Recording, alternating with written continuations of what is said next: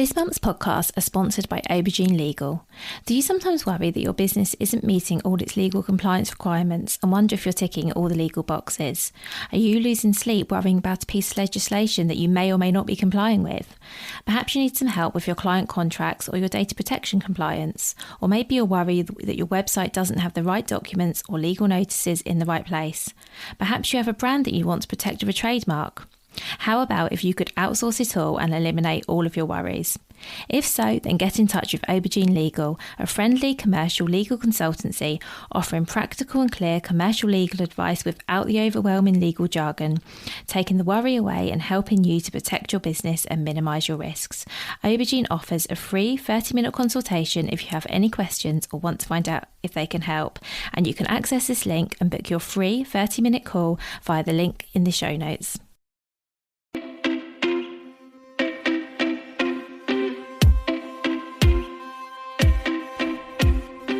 Welcome to the Bring Your Product Ideas to Life podcast. Practical advice and inspiration to help you create and sell your own physical products. Here's your host, Vicky Weinberg. Nicola Harman designs and makes mulberry silk accessories for women and children. So I first came across Nicola on Instagram and was so excited to invite her onto the podcast. Nicola actually runs her business alongside a full-time job, and it's fascinating. I don't know how she has enough hours in the day to do what she does. This is a really interesting conversation about running a handmade business, and you also learn a lot about silk and the properties of silk as well, which I knew nothing about and personally found quite interesting. So I really hope you enjoyed this interview. And I'll now introduce you to Nicola. So hi Nicola, thank you so much for being here. Hi Vicky. So nice to talk to you. So can we please start by you giving an introduction to yourself, your business and what you sell? Yeah, of course. So hi, my name's Nicola. I'm the owner of Silk Jasmine and I hand make and sell accessories for women and children, such as like hair scrunchies, headbands, eye masks, face masks, and that range is sort of growing all the time as well. Oh, thank you. And actually we got connected via Instagram and I've seen all of your products which just look lovely and gorgeous, and I didn't actually realise until I looked into it a bit more that you actually handmade them all, which is had no idea until I actually sort of looked into you a little bit more. So could you maybe tell us of how and why you started your business? Because I mean, I obviously you've sort of done a bit of reading and I know your story, but I think it'd be really interesting to share. Yeah, of course. So I first sort of got into sewing and brought my first sewing machine probably around sort of 11 or 12 years ago, possibly longer. Firstly, just because I'm only 5'2", and I was just so fed up of sort of paying to have all my trousers and jeans and things turned up.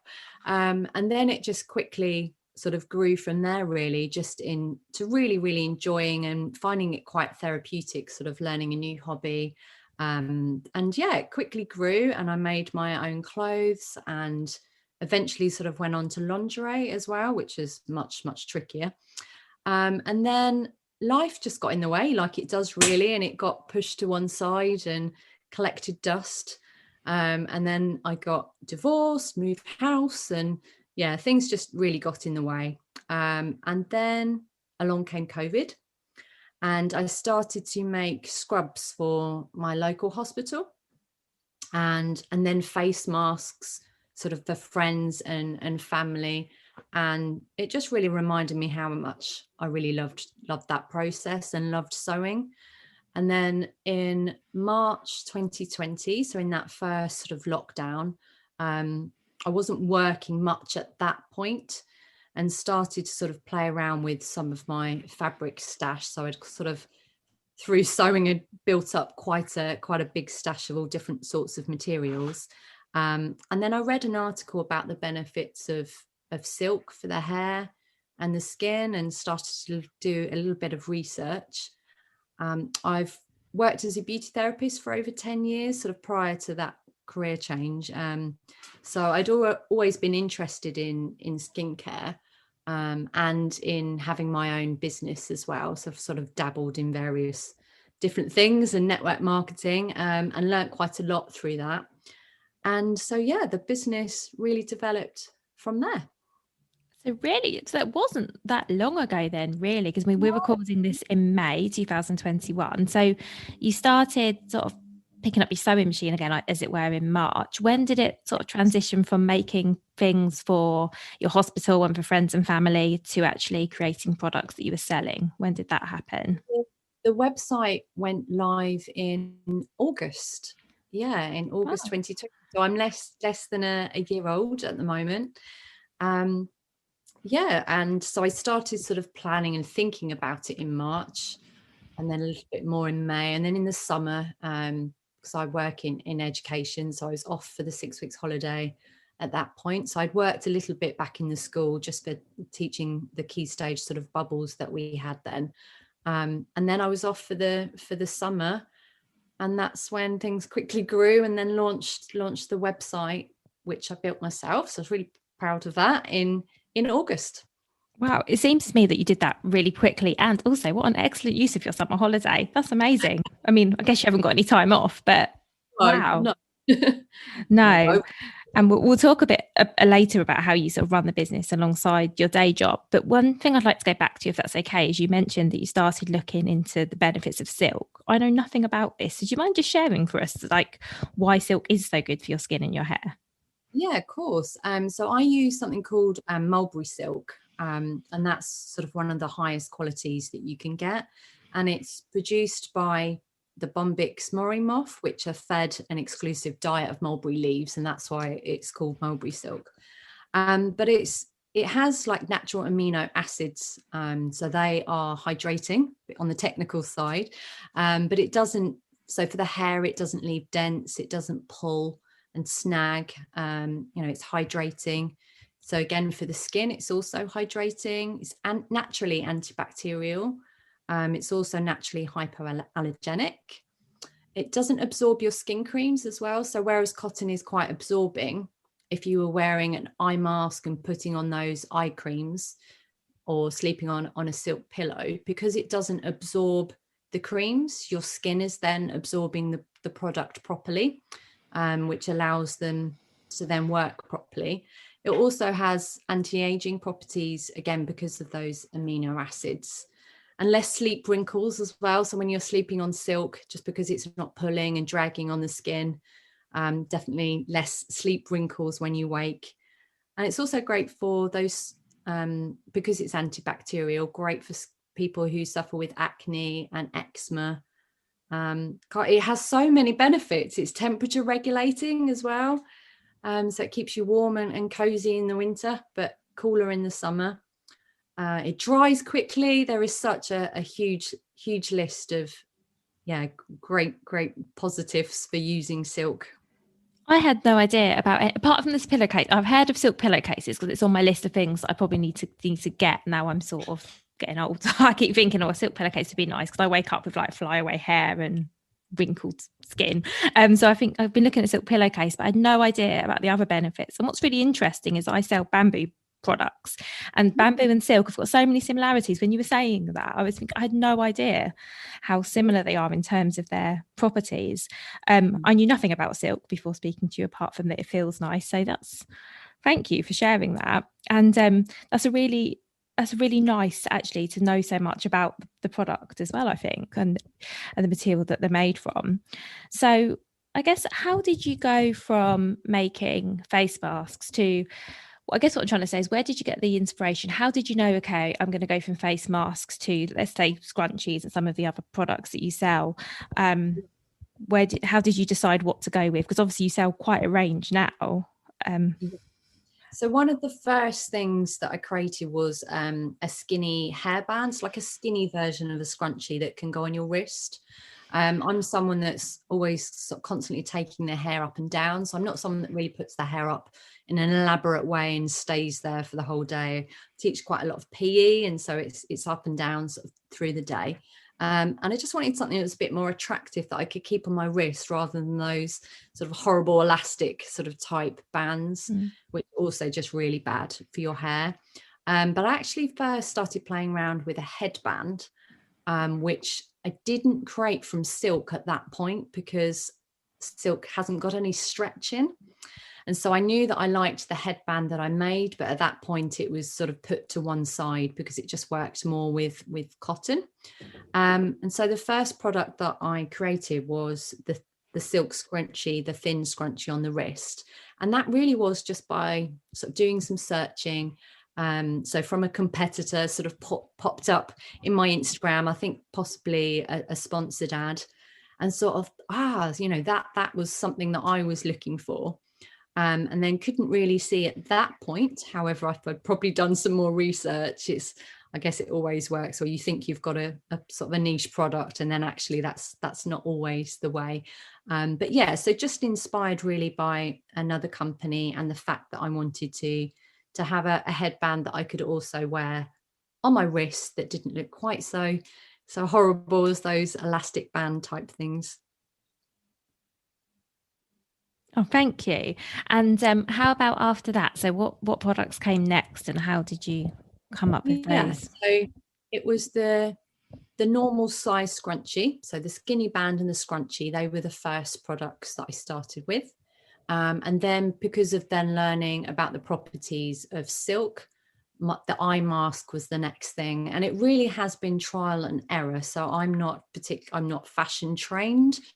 It has just come from a hobby that has built up and then gained experience through there. So a lot of trial and error, really. So researching and then playing around with patterns, making them up, testing them, thinking, oh, that needs to be a little bit longer, or that's not quite covering the eyes. And so the next product then was the eye mask, or the sleep. I call it a sleep mask, but I've noticed that lots of other companies do call them eye masks. So I have to be careful, what words I use so that people know what I mean when I say a sleep mask.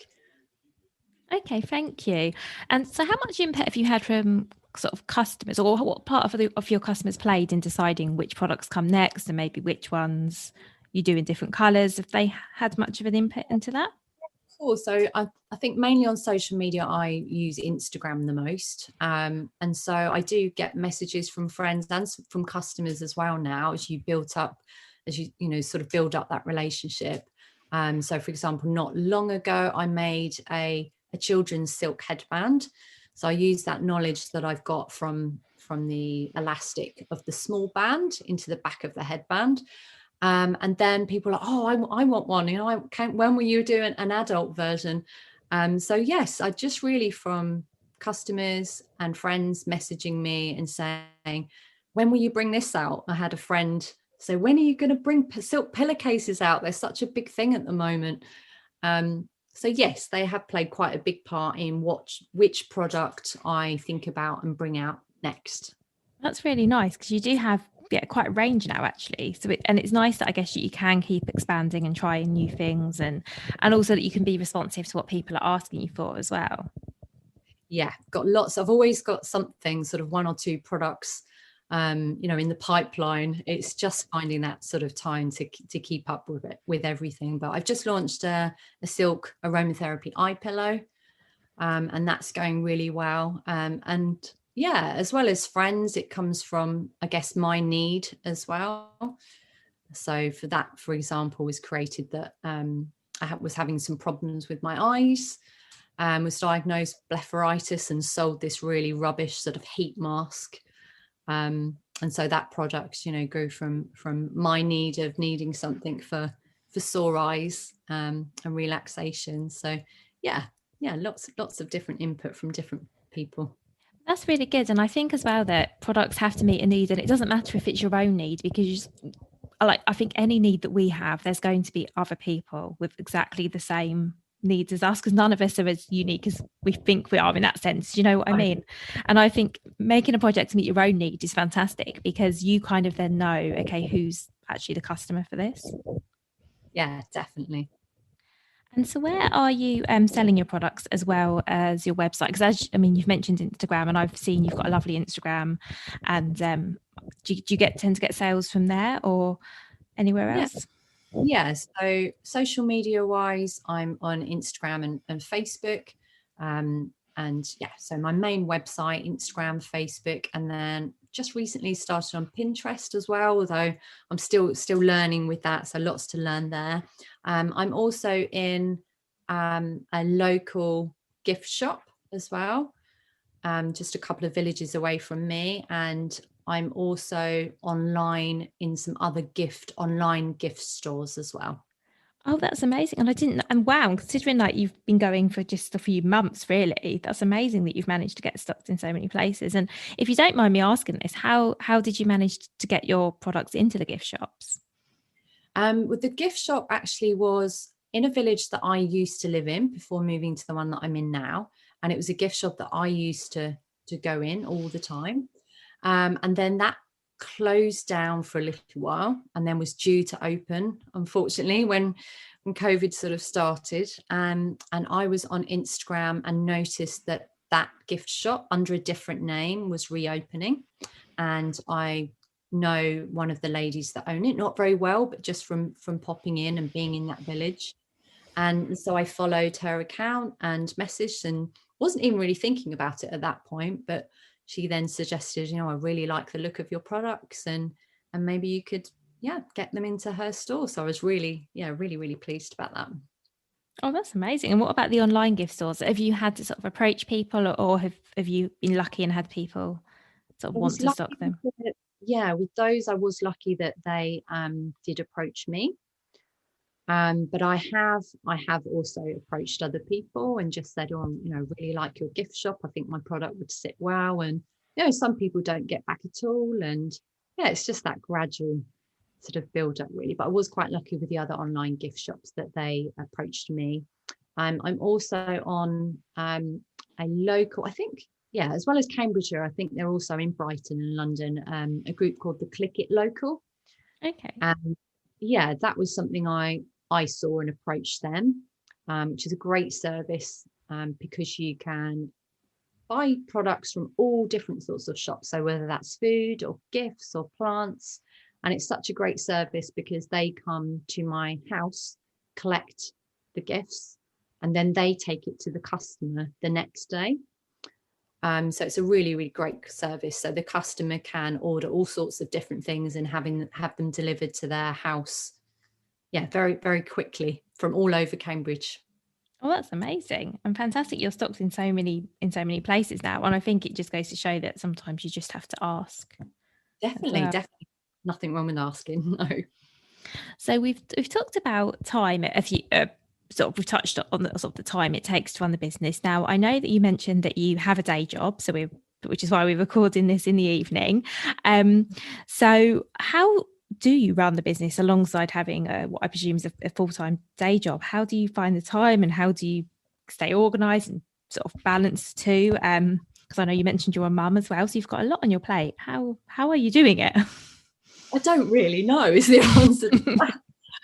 It is a real juggle. Obviously, when I started, I was off work and then had the summer. So I wasn't quite as prepared to be as busy as I am. So it is a real juggle. I think in one word, lists. That's my go-to thing, and the only way I can keep on top of things. My children are older now. I've got one at university and one just finished at college, going off to university. So I've definitely got more time there, and I could not imagine doing this with working and having young children as well. So at least when I come home, I haven't got to sort of worry about them so much. It is just myself. But the main thing is lists. So I have lists on my phone, and I break that down into home tasks, business tasks, urgent home, urgent business, and then I always have a sewing list, and I just tick off, and I do only the important things really, and then that to-do list just gets longer and longer and longer, and I definitely feel overwhelmed at different points, and different apps as well. I just started to look into try and schedule things because I don't do that at the moment. And so my social media content can be a bit gappy. I know I should be doing it more and regularly, and sometimes I will have a bit of a break just because it's so hard to keep up. But I'm getting better at managing and knowing that I can only, do what I can. yeah, but it is a real juggle. But obviously it's something that you really enjoy. Yeah, really enjoy. And I am a super organized person, which I'm sure sort of helps. But it is always a real juggle. I've possibly at the stage now where I need to get someone to help me. So I've just bought a new sewing machine recently, and the plan is to get my mum on board as well, because that's the hardest thing with sewing all my own things, is that it does take up quite a lot of time, and I've reached the stage where I haven't got any stock, so I'm constantly playing catch up, and that is really tricky to keep on top of. So yeah, the job in half term next week is to get my mum on board. So she's fantastic at that kind of thing, and I'm hope to see her and get her to help me. She's already helping with some cutting out. So cutting out the products, at least then if I'm come home from work, I haven't got to start the process right from the beginning. Okay, so you could, yes, if the patterns are cut, you just sew them. I mean, I say just, I obviously, you can probably tell how little I know, but you can sew them without having to cut as well. Yeah, because silk is notoriously slippery. I couldn't have chosen a harder material to start with. So it does take quite a lot of time to sort of set up, and you have to layer it in, newspaper or tissue. So the cutting process is also quite lengthy. So it really does help that you have only just got to sew it. Yeah, and I assume that you're doing everything else yourself. So sending out the products and doing your social media and your website and all the other things. It's just never ending. I don't think you realize when you start a small business just how much is involved. I mean, just keeping up with the website, and as I'm learning about that more technical side with the SEO, there is just always something to think of, from the packing up, the going to the post office, designing the website, the photography, social media. So yeah, there are so many things to consider, but I do love all of that. Just possibly need a little bit of help now. Yeah, and I know I'm with you. I really actually like being busy. It kind of suits me, but I think what I have to, and I don't know if you can sometimes relate, that sometimes I have to watch that I'm not getting busy doing things that I don't have to be doing, because obviously I guess the priority is products are made, products are sold and posted, but I think you can find yourself going down so many rabbit holes and deciding you need to absolutely do this.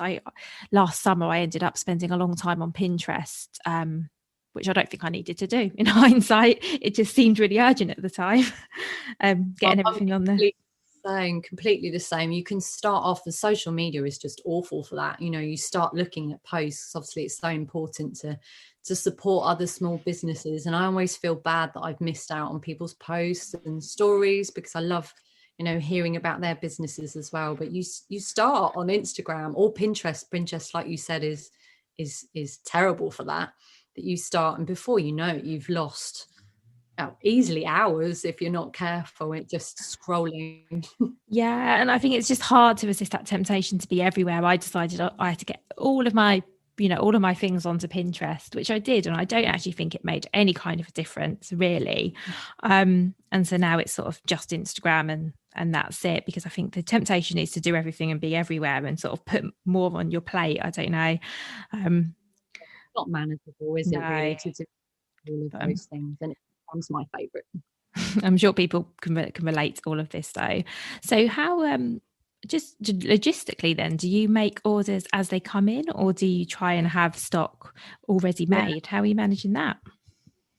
To start with, before I launched the business over that summer, I only had 3 colours at that point and 3 products. So the sleep mask, the large scrunchie, and the skinny scrunchie. And so I've got my three colours, and I did make stock in all of those things. And so to start with, that really helped. But now I haven't got any stock, because I cut it out. So the last half term, I thought, okay, I'm going to get ahead of myself. And I was involved in one of the a pop-up shopping event, which I'd done previously in the November, and it went really well. So I knew I needed to be organised. So I spent the whole of my last half term sort of cutting out and getting everything ready, starting to sell, create those products. But as soon as I was doing that, I was getting orders coming in. So I've just never managed to get on top of creating stock. And so that is definitely the next thing I need to do. I mean, it's helped in that I haven't wasted anything, but it doesn't make it easy at all. And then if you get big orders come in, I'm just then super stressed. Oh, but it's nice. I guess in the way, though, it is nice that you can say everything is bespoke, made to order, maybe. So there's pros and cons. Yeah. And I think I've never really had any sales, but I have got a couple of products in the sale. And that was just because I made that initially, that stock. And then as I've grown and my experience and my sewing, everything is improved, I'm just super, super fussy. And I think, I prefer that now to how it was then. And things change all the time. No, but that's good though, isn't it? And it's good to keep sort of evolving and learning and things like that. So obviously we've touched on the fact that you love your business, and I think you would have to love it to, spend the time in it that you do. So what are some of the things that, that you enjoy about it? So definitely the creative side and the sewing the best, but only if I'm not rushed. So I really enjoy that process. I find it really, really therapeutic just to switch off and concentrate. I always have music playing in the background, or more recently podcasts, which is how I found you. So I've learned so much through listening to other people. So definitely the sewing for me is the best part. But yeah, only if I'm not rushed and I'm not sort of stressed out about that. So I think it's so therapeutic, the sewing side of things. Second to that, sort of the designing. I love all aspects really. I love the social media side of it. I think the creative in the sewing is my favorite bit. Yeah, that makes sense. I think I hear that from a lot of makers as well, that the making is, I mean, I guess that's the reason why you have the business, because you enjoy the process of designing and making. Yeah, of course. Yeah, definitely. And what about some of the challenges, either sort of things that are ongoing or maybe some things that you think that people listening might be able to learn from? I think time management is the biggest struggle at the moment.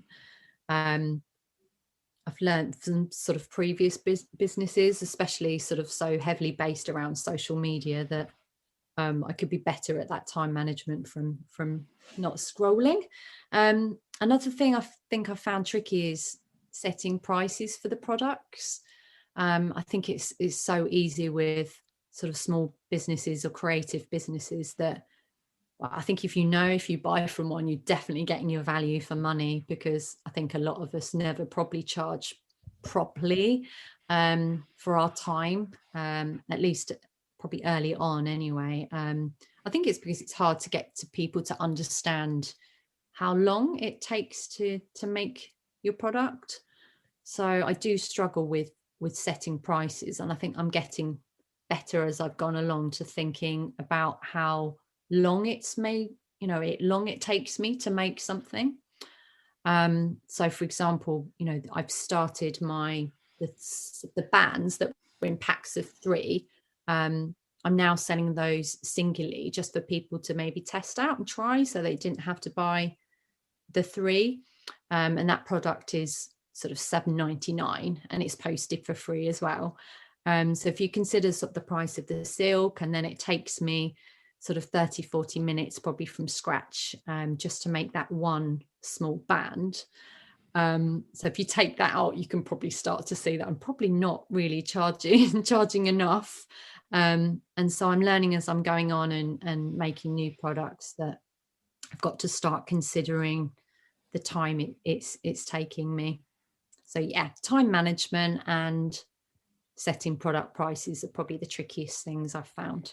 I think thank you very much for sharing that. But I think that's always going to be a struggle when you're making your products yourself, because it's obviously someone could buy the same thing or something similar from a factory that's knocking out loads of them and it costs them pennies.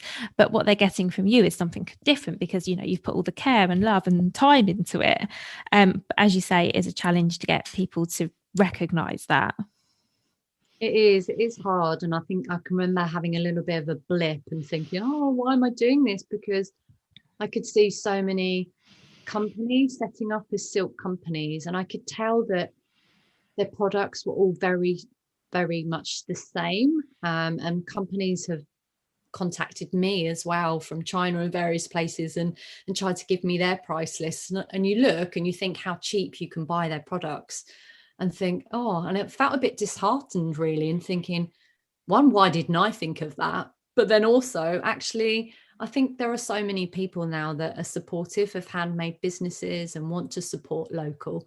I just had to, take a check at my thought processes there and realize that there are people that support handmade businesses, and you just have to find those people and get across that they are paying for your time as well. Absolutely. I mean, that was going to be the next point I was going to make, that while obviously it's hard, not everyone sees the value in something handmade, that I think there are more and more people that are seeking out good things that are handmade and want to support small businesses and go straight to Etsy or Instagram when they're looking for something rather than going to Amazon. I do think that's happening more and more now. And as you say, I think whatever you sell, you're not going to be for everyone, because there's always going to be the people who are concerned with price, the people who are concerned with quality, the people who want handmade, the people who want, whatever, what I'm basically trying to say is that I think there's customers for everyone. And yes, there'll be people who will be wanting to buy, the similar products in Chinese companies, but then there are also going to be people who are going to be seeking out people like you because they really want them to be handmade. And I think there's definitely a market for everyone. Yeah, it is true, and it's just a mindset thing. I think I was thrown by a friend who sort of said, oh, did you realize that you can get that silk pillowcase here for this much? I was like, well, I can. I have no idea how they're doing that, but actually when they've launched their businesses for sort of 20, 30 years and they have huge warehouses and companies in China and Asia, I'm never going to be able to compete with those. And but I don't think you need to. As I say, I think that you're looking at different customers. You definitely don't need to compete. And this is something I say to people a lot, that you don't need to compete on that, because what you're offering is completely different. But it's definitely hard because it can, and I can totally see that it can be disheartening as well. But don't be disheartened, because your products are fantastic and people love them, and that's what matters. And you love it. So it's all important stuff. Yeah, so it's all good. So just I have one final question that I'd love to ask before we finish, if that's okay, Nicola. And that's, what would your number one piece of advice be to anyone looking to start creating and selling their own products now? I think I've probably already mentioned it. I think it is just to really, really consider the time it takes for you to make those products. And not only that, to package them up as well, and, the whole process. So, I think definitely that would be my biggest tip, is to consider your time. And also just to spend a little bit more time than I did maybe researching. I don't think I've necessarily missed out, but it did start really quick. And I think, definitely research as much as you can, but not to get stuck too much that you never start. I think I remember reading, I don't think it was a quote, but just a piece of information, and I don't remember who from, but said something along the lines of, if you're super, super pleased with everything before you start and you think everything's perfect, that you've probably started too late. And that sometimes it's best to just start, and not worry that everything isn't in place first, because things change and you pick those things up as you go along. Absolutely. I think that's great advice. Thank you. And I think, as you alluded to earlier as well, whatever point you start, even if things are perfect, things will still change and things will still evolve, because that's life, really. So I don't think there's ever a perfect, I don't think the stars are ever really going to align and everything's going to be perfect for any of us. So I think it's good to just get going. Thank you. And I do like what you said about research as well, because that's something I say to people a lot. But yeah, it's also really good advice not to get in the trap of just researching and not actually doing, because I think that's sort of the other end of the spectrum, is you could spend an awful lot of time researching absolutely everything. Yeah, definitely. I don't think I would have ever got started if I waited till everything was perfect. And actually, sort of having products to sell and getting feedback from customers is probably one of the best forms of research anyway, because it's real. That's and true. It's based on what you've actually done. Very, very true. Well, thank you so much for all you've shared today, Nicola. Where can people go to take a look at your products? So my website is silkjasmine.co.uk.